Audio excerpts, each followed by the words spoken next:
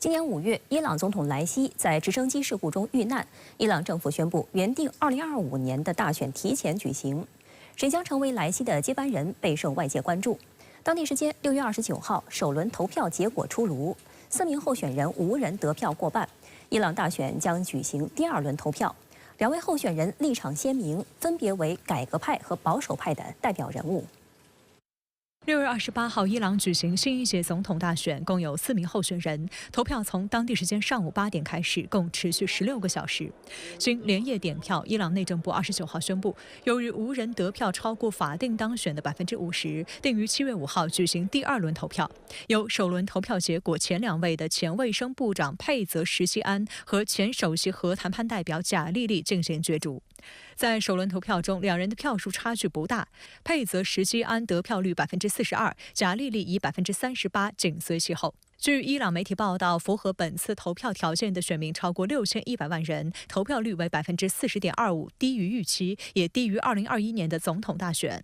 半岛电视台分析指出，经济状况是主要原因。 受到美西方持续的制裁，伊朗面临40%的通胀率。德国马尔堡菲利普大学中东经济学教授穆罕默德·雷扎法扎内根认为，外国制裁是伊朗通胀率居高不下的首要原因。如果没有制裁，通胀率可能会低得多。 值得一提的是，在莱西政府的努力维持下，加上国际石油价格上涨等因素，伊朗2023财年失业率为8.1%，为历史最好水平。 也有分析认为，参与第2轮投票的候选人减少至2名，这有可能将刺激选民的投票热情。出乎人意料之外的是，伊朗的议长卡里巴夫呢，这次的得票率呢比较低啊，很意外的就失去了进入第2轮的机会啊。第二呢，出乎人意料之外就是改革派啊，佩泽什希安得票率呢是非常高。 进入决赛圈的佩泽什希安现年69岁，被认为是本次伊朗总统选举中唯一的改革派候选人，获得了前总统哈塔米为首的改革派全力支持。佩泽什希安任命前外长扎里夫为外交政策顾问，令他的竞选运动获得了动力。扎里夫被认为是伊朗核协议文本撰写的关键人物，这份协议一度获得了美西方认可，直至被特朗普撕毁。 佩泽什希安的政治观点较为温和，主张改善同美国等西方国家的关系，并把推动解除制裁视为首要任务。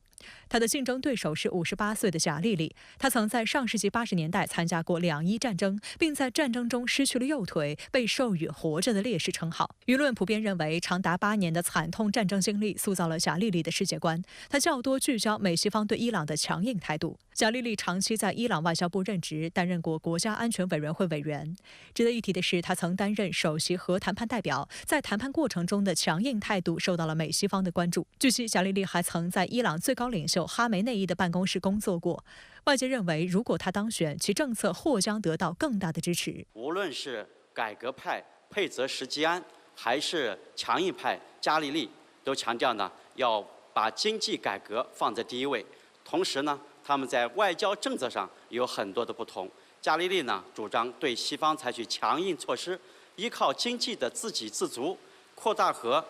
上海合作组织金砖机制中的国家合作，来改善国家经济。但是佩泽什希安作为改革派的代表，主张呢融入西方，和西方改善关系，和西方进行对话，来为国内经济的发展 营造更好的外部环境。第1轮的投票数据还显示，佩泽什希安所在的改革派支持者的参与率与上一次伊朗总统选举相比基本持平，但贾利利的保守派支持者的参与率则明显下降很多。因此，第2轮选举结果依然难料，两大阵营能在多大程度上拉动支持者参与投票，才是最关键的问题。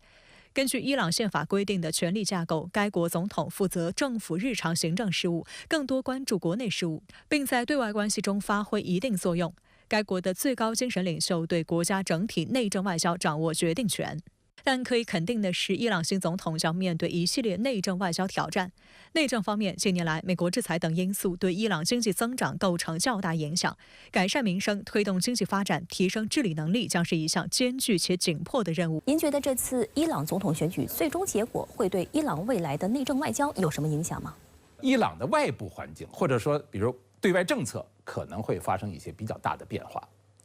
这一方面呢，就是伊朗自身国内要求变革的呼声上扬。从这次的投票情况等，也可以表明民众的要求改革改变现状的呼声，改革派在社会中的支持力量有所凸显，所以可能会使得伊朗的内政外交更活跃一些，在国际舞台以及大国关系相处当中啊，也会更灵活一些。这里边尤其应该关注的有2大方面，一个呢是伊朗和俄国的关系可能会有新的进展。伊朗和俄罗斯啊具有传统的友好关系，而且近年来呢双方合作有所加强。去年7月，伊朗加入了上合组织，今年1月又加入了金砖国家组织，进一步和俄罗斯走近了。去年12月的时候呢，伊朗也宣布和俄罗斯达成了协议，取消双边贸易中的美元结算。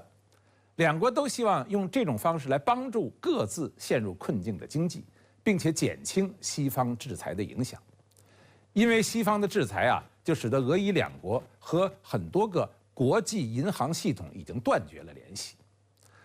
今年伊朗和俄罗斯国防部长还承诺要达成安全协议之后来加强关系。俄方也表示呢，伊朗已经特别信任俄罗斯了。第2个方面呢，就是美国和伊朗的互动了。美国大选将近啊，特朗普在最近的电视辩论中优势明显，卷土重来的呼声就更高了。美伊关系呢，正处于一个发展的十字路口。特朗普对伊朗的态度和拜登不同，这一点呢，伊朗心知肚明啊。在这样的一个转折关头啊，相关各方如果加强合作，甚至形成一些阵营的合力的话，可能会更有助于形成对美国，无论是特朗普还是拜登啊，在力量上的一个均衡感。这是最近一个时期应该引起我们大家关注的新的变局或者变数。而这些呢，都会伴随着伊朗选举之后的政治走势而相互呼应。